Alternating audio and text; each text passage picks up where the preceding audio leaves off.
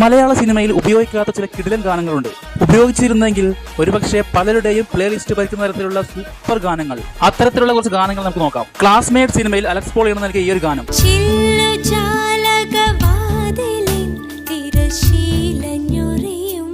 ടോട്ട മുംബൈ സിനിമയിൽ രാഹുൽ രാജ് ഈണം നൽകിയ ഒരു മനോഹരമായ ഗാനം,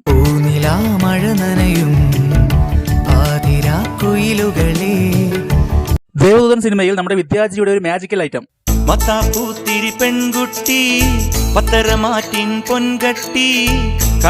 മഹാസമുദ്ര സിനിമയിലെ ഈ ഒരു കിടുക്കൻ ഗാനം,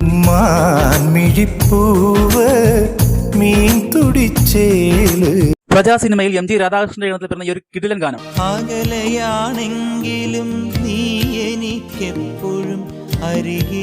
വെള്ളിനക്ഷത്ര സിനിമയിൽ എം ജയചന്ദ്രൻ ഈണം നൽകിയ ഒരു ബെസ്റ്റ് ഗാനം,